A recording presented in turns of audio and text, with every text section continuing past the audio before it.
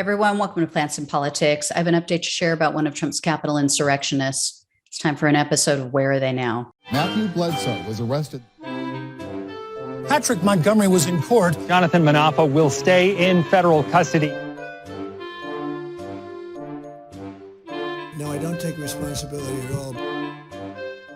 64-year-old Timothy O'Malley of Florida self-identifies as a member of the Proud Boys. However, he doesn't actually appear to be a member of the group. But O'Malley was seen in photos and on surveillance video inside the Capitol. He was wearing a softball helmet with a face guard, of course, that had Trump stickers attached to it.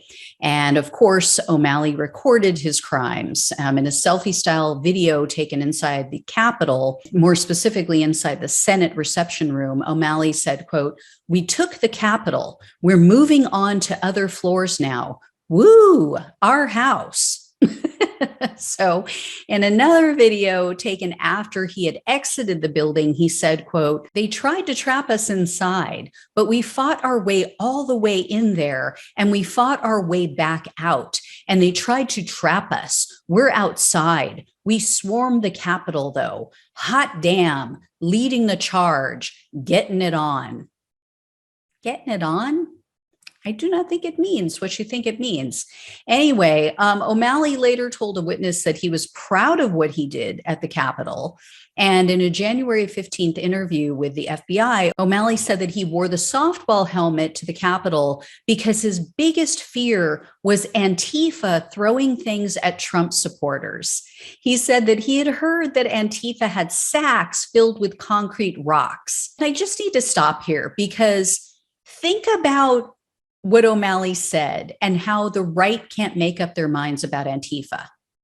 I mean, are they weak soy boys who are easily beaten up by the proud bigots? Or are they so strong that they can haul around large sacks of concrete rocks? It can't be both, right? They seriously can't get their story straight, but I digress. Anyway, back to O'Malley's FBI interview. He admitted that the officers attempted to prevent the mob from ascending the stairs inside the Capitol, and he described the whole scene as mayhem. And then O'Malley, who was bragging about taking the Capitol, remember, all of a sudden, now he's just a sheep. He apparently told the FBI that he felt pushed and herded into the building. And then he admitted that he deleted his January 6 photos because he then claimed that he wasn't proud of what took place that day. So O'Malley was arrested on June 30th, and he was charged with the 4 misdemeanors you all know by heart by now: entering a restricted building or grounds, 2 counts of disorderly conduct, and parading or demonstrating in a Capitol building. O'Malley pleaded guilty to the parading charge in December. He was looking at up to 6 months in prison, up to 5 years of probation, and up to $5,000 in fines. The government, however, was only seeking 45 days in jail, 3 years of probation, and 60 hours of community service. In court, U.S. District Judge Christopher Cooper laid into the defense, and he confirmed that Antifa was not involved in the Capitol attack in any way. Judge Cooper said, quote, "I have heard this argument in other cases." And then he asked the prosecutor, quote, "Just for the record, has the government's investigation revealed any members of Antifa or other counter-protesters throwing rocks or engaging in any violence on January 6th? So the prosecutor replied and said, of course, quote, "That I'm aware of, no, Your Honor." But O'Malley still tried to tell the judge, quote, "We did see them lurking in the shadows as we walked from the rally. As long as you stayed in the group, you stayed safe." In the shadows. Yeah, this was the middle of the day, guys. They were in the shadows. Anyway, he also told the judge that he didn't actually intend to storm the Capitol and that he wasn't actually aware that Congress was in session that day and that Congress was in the building trying to certify the Electoral College vote. He was just completely unaware of everything going on, apparently, other than Antifa in the shadows. So the judge seemed incredulous, as he should have been, and he asked O'Malley, quote, "The name of the rally was called Stop the Steal Rally, right?" And O'Malley said, "No, not that I was aware of." So what was he aware of? And he said that he thought it was just a rally in support of Trump. And he told the judge, well, it sounded like a pep rally. Like it was no big deal.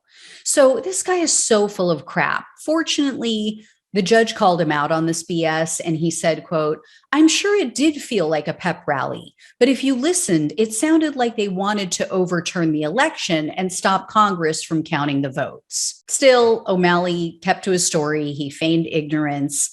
He also apparently claimed not to know that people died on January 6th.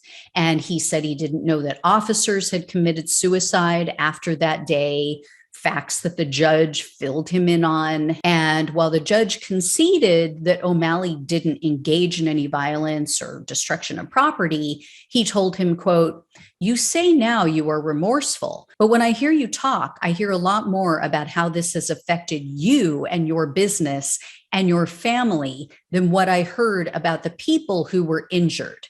I don't hear a lot of genuine remorse, the effect the event had on folks in our country." So Judge Cooper clearly saw what O'Malley was all about.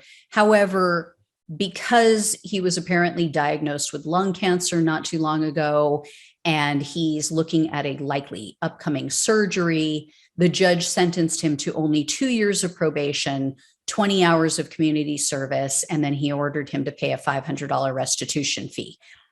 I'm very torn about this decision. I vacillate between compassion and understanding regarding his health issue, and then frustration at knowing that these defendants are receiving far better treatment than your average defendant.